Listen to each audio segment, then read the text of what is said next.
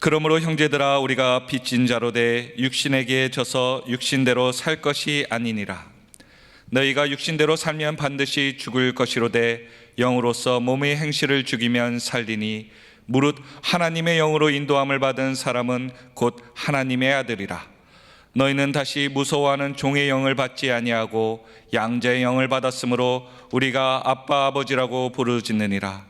성령이 친히 우리의 영과 더불어 우리가 하나님의 자녀이신 것을 증언하시나니 자녀이면 또한 상속자 곧 하나님의 상속자요 그리스도와 함께한 상속자니 우리가 그와 함께 영광을 받기 위하여 고난도 함께 받아야 할 것이니라. 생각하건대 현재의 고난은 장차 우리에게 나타날 영광과 비교할 수 없도다. 아멘. 이런 말이 있습니다. 피할 수 없으면 뭐라고 하죠? 피한다는 건 좋아서 피하는 겁니까? 안 좋아서 피하는 겁니까? 네, 좋은 일인데 피할 리가 없죠. 네, 나에게 힘들고 어려운 일, 안 좋은 일, 또 고난의 순간에 나는 그 자리를 피하고 그 상황을 피하고 싶은 거죠. 그런데 피할 수 없으면 즐겨라. 그 말인즉슨 다른 반면으로 생각을 한다면 고난, 어려움 이런 것들은 내가 피한다고 해서 피해지는 건 아니라는 말일지도 모르겠습니다. 이런 말도 있습니다. 인내는 쓰나 열매는 인내는 언제 필요한 겁니까? 열매를 얻기 직전까지입니다. 농부가 수고하고 씨를 뿌리고 거름을 주고 그 다음에 이 나무가 열매가 또 자라기까지 기다리는 시간을 인내의 시간이라고 하잖아요. 그 인내의 시간은 쓰다라는 표현을 씁니다. 그러나 그 쓴 인내에 거의 반년이 지나 1년의 시간 동안 수고하고 기다리고 인내하고 때로는 나아가서 거기에 필요한 모든 작업들을 다 마무리하는 인내의 시간이 지나고 나면 그 모든 인내가 다 보상받는 열매를 거두는 때가 있다라는 것이죠. 그 열매는 달다. 그 단맛으로 인해서 내년에 또 농부는 수고의 인내를 감당하는 것이죠. 우리들이 살아갈 때 그런 고난의 시간이 여전히 우리들의 삶 가운데는 펼쳐져 있습니다. 이 자리에 앉아 계시지만 교회 안에서 성도님들을 마주하면서 웃음으로 인사하며 또 반갑게 인사를 건네지만 저희들이 교회 안에서뿐만 아니라 교회 바깥에 나가서 우리들의 일상생활로 가면 거기에서는 우리들이 눈물 짓고 쓴웃음을 져야 될 순간순간들이 있다라는 것이죠. 그런데 그런 순간들이 피해지는 게 아니기 때문에 우리들은 너무나도 쉽지 않은 하루하루의 일상을 살아가기도 합니다. 성경에도 이와 비슷한 고백을 한 사람이 등장합니다. 마태복음에 등장하는데요. 할만하시거든 이 잔을 내게서 옮겨 주십시오. 마태복음 26장 39절 말씀. 이 말을 했던 사람이 누구죠? 예수님이시죠. 같이 한번 읽어보겠습니다. 제가 읽겠습니다. 조금 나아가사 얼굴을 땅에 대시고 엎드려 기도하여 이르시되 내 아버지여 만일 할만하시거든 이 잔을 내게서 지나가게. 예수님이라면 이런 말을 하면 되는 거예요? 안 되는 거예요? 안 되는 건가요? 그거는 모르죠. 예수님이 안 돼봤으니까요. 그러나 예수님께서 이 땅에서 삶을 살아가시다가 이 말을 하셨던 때가 있다라는 것이죠. 아버지여 만일 할만하시거든 이 잔을 내게서 지나가게 하옵소서.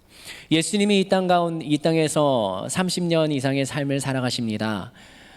예수님이 하늘로 승천하셨던 때가 제 나이보다 어린 때더라고요.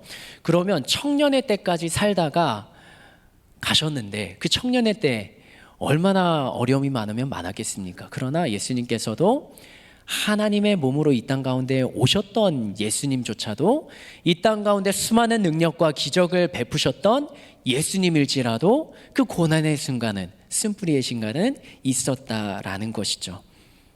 그 잔을 내게서 옮겨주십시오. 이것이 예수님의 말이었습니다. 고난은 반갑지 않은 손님입니다.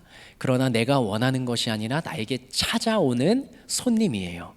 그러나 이 손님을 잘 대접하고 우리가 그 순간을 지혜롭게 해결을 하면 열매는, 인내는 쓰나 열매는 달달하고 했던 고백처럼 그 고난의 시간이 지나서 우리가 웃음으로 그 모든 시간을 보상받는 시간이 있다라는 것이죠.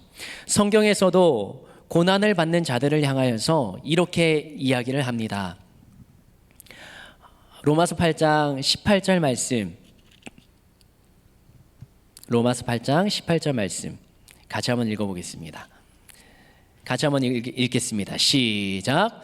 생각하건대 현재 고난은 장차 우리에게 나타날 영광과 비교할 수. 사도 바울이 하는 이 로마인들을 향한, 그리스도인들을 향한 권면의 말인데요.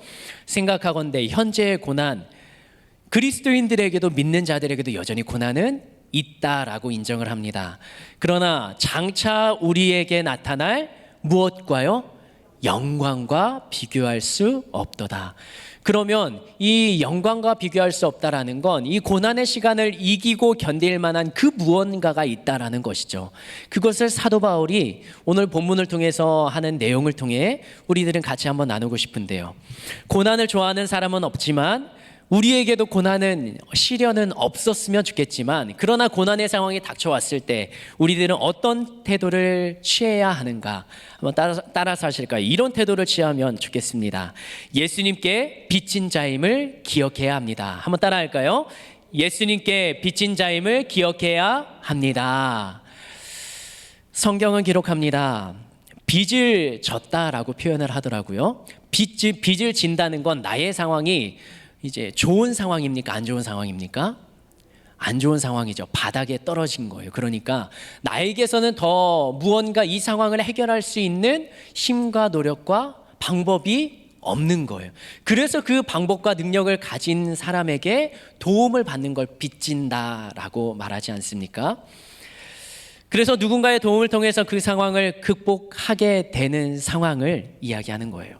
그런데 내가 만약에 누군가에게 빚을 졌는데 이 빚을 갚아야 된다라는 생각이 없고, 도움을 받고 내 상황이 좋아졌으니까 그대로 나는 살아간다라는 생각을 가진 사람은 은혜 갚을 마음이 없는 사람이에요.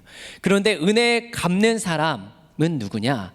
빚진 마음을 계속 가지고 있는 사람입니다.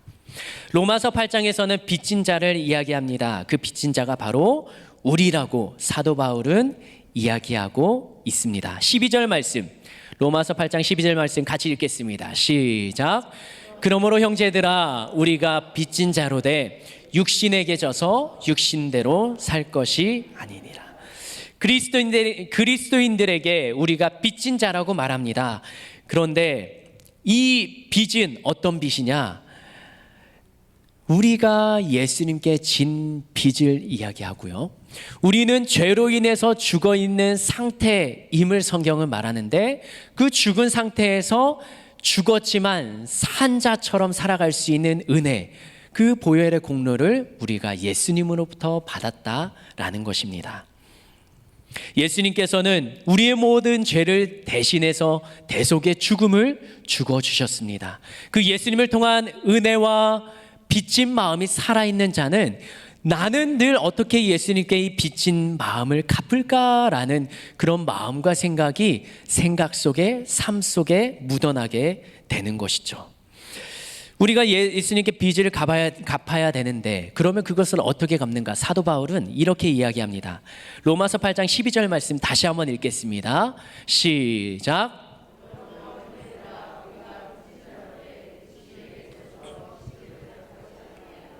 아멘. 빚을 진 사람은 무엇에게 지지 말라고 이야기합니까? 육신에게 지지 말라고 말합니다. 빚진 사람은 육신대로 살 것이 아니라 라고 사도 바울은 이야기하는 것입니다. 예수님께 빚을 진 자예요. 그래서 예수님의 죽음을 대신해서 그 죽음으로 나의 죽어있던 영을 살리셨는데, 내가 다시 살아난 영을 중심으로, 성령님을 중심으로 살아가야 되는데 내 안에 있는 죽어있는 육체에게 속해서 살아가는 자, 육신에게 져서 육신대로 살아가는 자, 그것이 빚진 자의 삶은 아니라라고 사도 바울은 이야기하는 것입니다.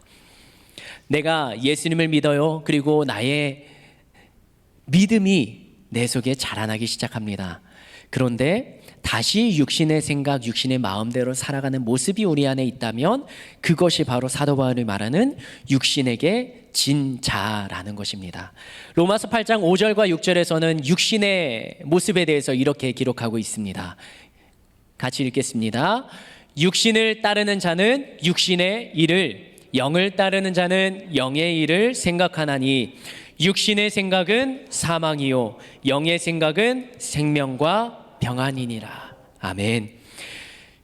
죽어 있는 자, 죽은 자, 육신을 따르는 자는 육신의 일을 생각합니다. 육신의 생각대로 움직입니다. 그 육신의 생각의 끝은 어디라고요? 사망이라고요. 결국 사망으로 가는 겁니다. 또 육신의 생각에 대해서 7절 말씀에서는 이렇게 기록합니다. 같이 읽겠습니다. 육신의 생각은 하나님과 뭐가 된다고요? 원수가 된다고요. 이는 하나님의 법에 굴복하지 아니할 뿐 아니라 할 수도 없습니다. 하나님의 원수가 된 자는 하나님의 법에 굴복할 수도, 그것을 순종할 힘조차 없다라는 것이죠. 그러면 이 말을 정리하면 사도 바울은 인간의 힘으로, 인간의 노력으로 하나님의 말씀을 따를 힘과 능력이 없다라는 것이죠.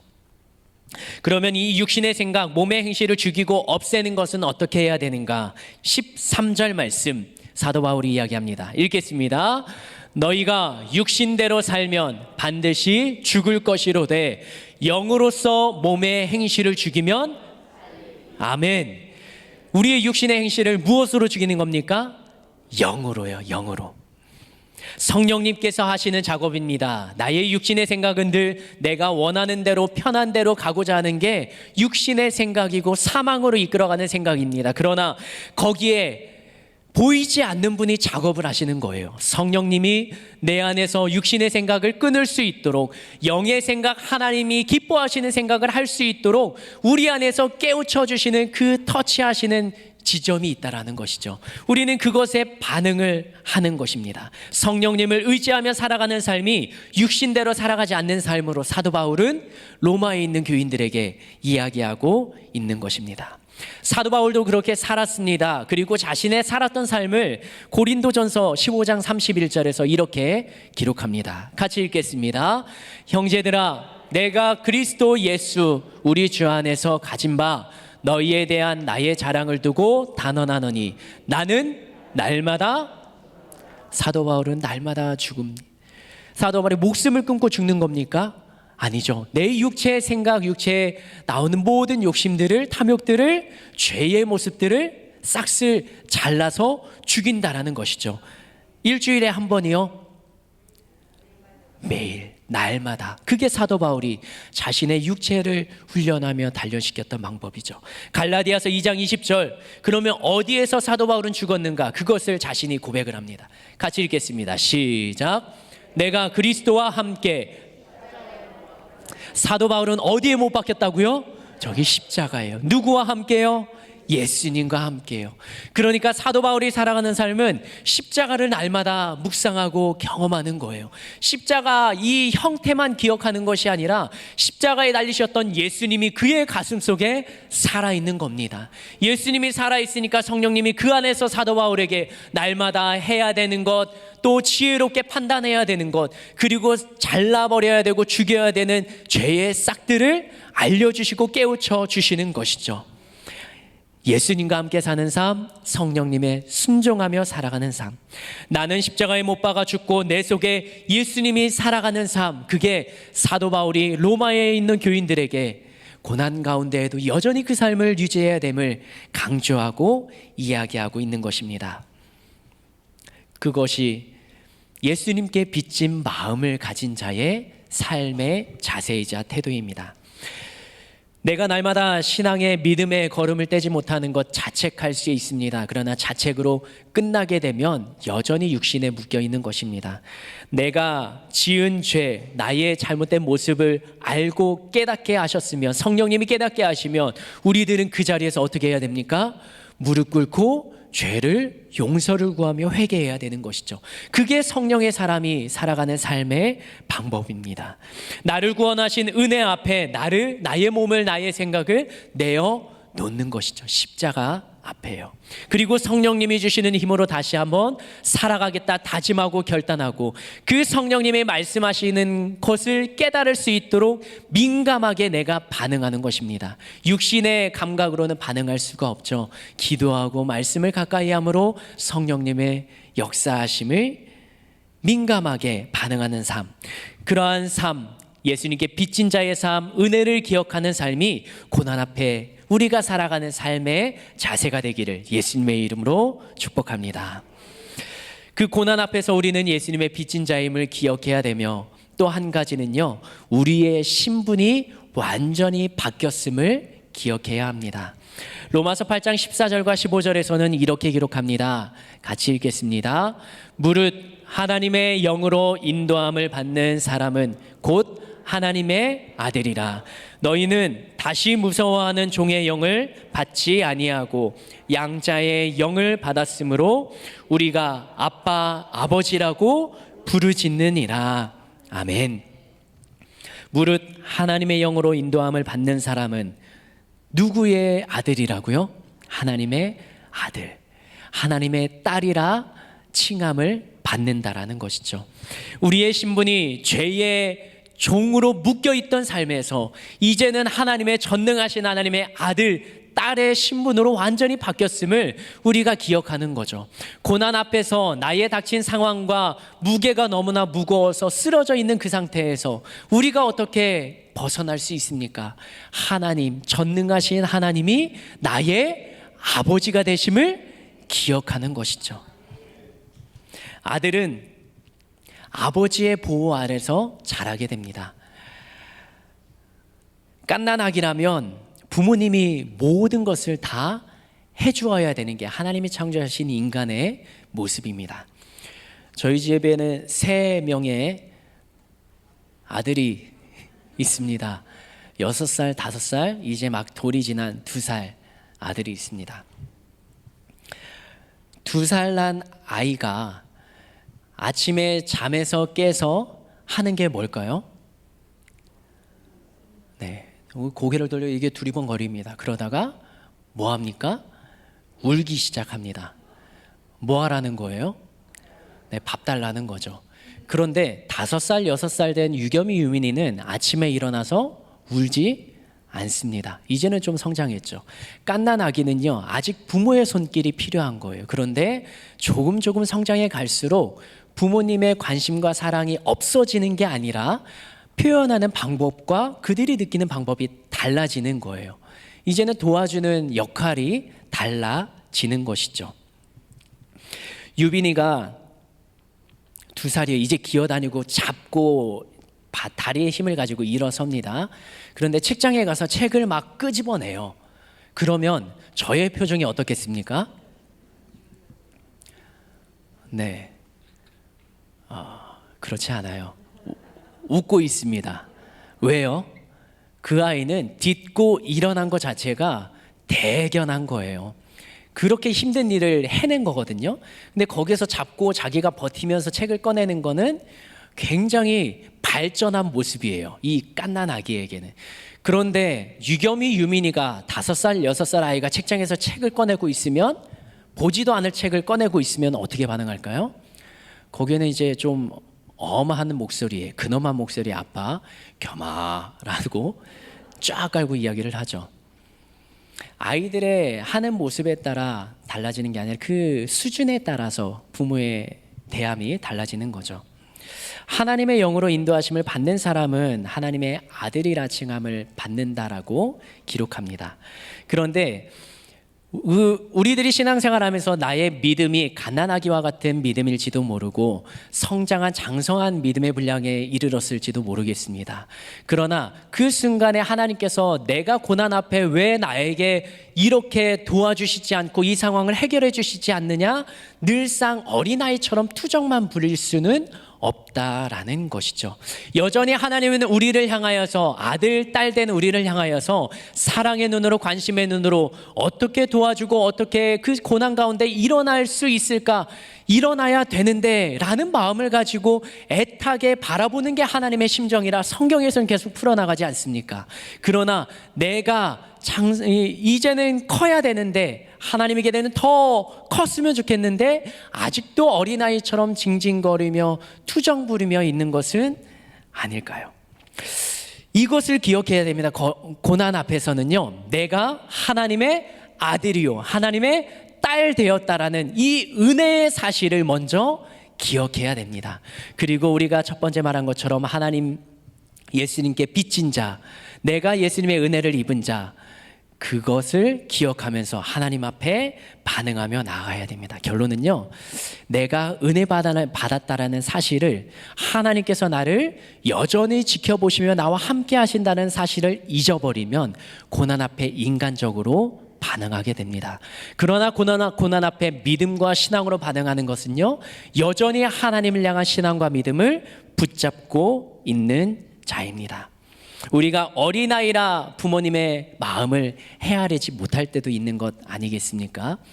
유빈이가 태어나기 전날, 출산하기 전날 저녁 8시쯤 되었습니다. 그때 아이들이, 유겸이, 유민이가 낮잠을 안 자서 저녁에 굉장히 막 발악을 하고 있는 상태였습니다. 뛰어다니면서 소리치면서 통제도 안 되는 그 상황에 8시쯤에 재우려고 생각을 했는데 전화벨 소리가 울렸습니다. 보니까 저희 아버지에게서 전화가 온 거예요. 내일 출산하는 날이니까 전화해 주셨나 보다 하고 전화를 받았습니다. 그러니까 그 수화기에서 들리는 소리가, 성환아, 스피커폰으로 켜고 우리 함께 예배드리자. 저는 아이들이 통제되지 않은 상황에 뭐 하려고 했다고요? 잠을 재우려고 했다고요. 근데 아버지는 그 상황에 스피커폰을 켜놓고 가운데 놓고 둘러 앉아서 예배를 드리자. 아이들이 통제 안 되고 잠을 안 자면요, 이 앞에 있는 물건 다 집어넣습니다. 그리고 수화기의 소리가 들리지 않을 만큼 큰 소리로 떠듭니다. 순간 제 마음속에는 아버지에 대한 반감의 마음이 먼저 들었습니다. 왜냐하면 나의 계획은 재우려는 건데 아버지는 예배를 드리자는 거예요. 아니, 그렇게 하시려면 좀 일찍 연락을 주시든지, 초저녁에요. 아니면 낮에 미리 연락을 주셔서 우리가 저녁에 함께 예배드리면 좋겠다라고 미리 말씀을 해주시든지, 그런 거 없이 딱 이 상황이 벌어지니까 표정 관리가 안 되는 거예요. 근데 제 옆에 누가 있었냐? 와이프가 있었고요. 그 다음에 장모님이 와 계셨어요. 장모님 앞에서 아버지가 하는 소리가 다 들리는데 저는 핸드폰을 꺼내놓고 이 스피커폰으로 바꿨고요. 그 자리에 다 앉으라고 앉았습니다. 예배를 드리는 동안 제 표정은 어땠을까요? 기뻐서 하나님 찬양하며 예배드렸을까요? 여전히 그 표정 관리가 안 되고 멋쩍은, 또 감정이 좀 올라온 상태로 그 예배 시간을 보냈습니다. 아버지가 설교를 하시는데 짧게 끝나는 게 아닌 거예요. 저희 아버지가 목사님이시거든요. 점점 길어집니다. 끝내야 되는데 끝나지 않는 거예요. 예배를 마치고 전화기를 끄고 장모님께서 한마디 하시더라고요. 목사님이 예배 드려주시니까 너무나 행복하고 좋다. 제 감정은 어떻다고요? 여전히 저는 이 분노의 게이지가 올라와 있는데 장모님은 옆에서 너무나 환하게 웃으시면서 목사님에 대한 감사의 마음을 표현하고 있는 겁니다. 그 말을 듣고 여전히 저는 잠자리에 들 때까지 편치 않았습니다. 그러나 시간이 지나고 생각을 해보니까 그게 바로 아버지가 아들 그리고 손주 태어나는 것에 대해 하나님 앞에 정말 우리가 믿는 하나님, 그리고 우리가 가장 중요하고 사랑한다는 그 하나님 앞에 예배드리는 시간이 정말 중요한 건데, 그것을 하기 위한 우리가 그렇게 해야 되지 않느냐라는 사랑의 마음이 그 예배 행위에 포함되어 있었던 것이죠. 그런데 저는 그 상황이 이해가 되지 않고 그 상황이 수용되지 않았던 겁니다. 왜? 제 생각과 제 마음과 달랐던, 갑작스럽게 불쑥 들어왔던 거잖아요. 우리가 고난의 상황 앞에 어떻게 반응해야 되는가, 그것은 아무도 모릅니다. 내 힘으로 할 수 있으면 그건 고난도 아니에요. 내 힘으로 할 수 없으니까 그게 고난인 것이죠. 내 힘 바깥에 있으니까 누군가의 도움을 요청하면서 이 시간이 지나가기를 기다리는 게 고난과 힘들고 어려움의 순간이지 않습니까? 그 순간에 우리들은 예수님의 보혈로 값주고 산 은혜 입은 자임을 기억하며 그 은혜를 주신 살아계신 하나님이 나의 아버지 되신 분임을 기억한다면 이 고난의 시간도 내가 버틸 만한, 견딜 만한, 그리고 이 고난의 시간이 지나가면 그 다음에 하나님께서 나에게 주실 그 무언가가 있음을 믿음으로 고백할 수 있지 않겠습니까? 다가오는 고난, 그리고 우리가 처한 고난의 상황은 쉽지가 않습니다. 사도 바울은 자신이 살아왔던 삶을 돌아보면서, 그리고 여전히 신앙의 싸움을, 믿음의 싸움을 하는 그 그리스도인들을 향하여서 이렇게 말합니다. 로마서 8장 17절 말씀 같이 한번 읽겠습니다. 시작. 자녀이면 또한 상속자 곧 하나님의 상속자요 그리스도와 함께한 상속자니 우리가 그와 함께 영광을 받기 위하여 고난도 함께 받아야 할 것이니라. 아멘. 때로는 그 고난이 나의 잘못 때문에, 죄 때문에 시작되는 고난일지도 모릅니다. 그러나 때로는 그 고난이 내가 잘못은 하지 않았지만 하나님께서 나의 믿음의 분량, 나의 신앙의 삶을 업그레이드 시키기 위한, 한 단계 성장시키기 위한 연단의 시험이자 테스트일지도 모르겠습니다. 그 상황에 우리는 하나님 앞에 믿음으로 반응하는 삶이 되었으면 좋겠습니다. 우리가 잠시 받는 환난은 경한 것이 지극히 크고 영원한 영광 중에 우리에게 이루게 하는 하나님의 뜻이 있다는 것을 기억하시기 바랍니다. 그리고 우리가 주목하는 것은 보이지 않는 것이 아니라, 보이는 것이 아니라 보이지 않는 것, 하늘에 있는 것, 위에 있는 것, 하나님이 계신 그곳을 바라보는 것임을 믿음으로 고백하며 고난의 때를 견디며 이겨나갈 수 있는, 주님 앞에 머무르며 십자가 앞에 머물러서 주님을 의지하며 살아가는 우리 모두가 되기를 간절히 소망하며 기도합니다. 이런 표현이 있지 않습니까? 이것 또한 지나가리라. 교만의 때에는 겸손해질 수 있는, 그리고 우리가 너무나 힘들고 포기하고 쓰러질 만할 때 다시 용기를 낼 수 있는 이 유명한 말을 우리가 다 가슴에 담지 않습니까? 이것 또한 지나가리라. 지나고 나면 이 고난의 시간도 웃음으로 이야기할 수 있는 때를 다 경험하시지 않았습니까? 지금의 시간도 믿음으로 반응하시기 바랍니다. 하나님 앞에 나의 삶의 포기가 아니라 주님 앞에 어떻게 하면 이 시간을 견디고 이 시간에 내가 무엇으로 반응해야 될지 지혜를 더하여 주시기를 주님 앞에 기도하며 나아가시지 않겠습니까? 그 주님 앞에 나아가는 삶, 우리 모두의 삶이 되기를 간절히 소망하며 예수여 3번 부르며 기도하시겠습니다.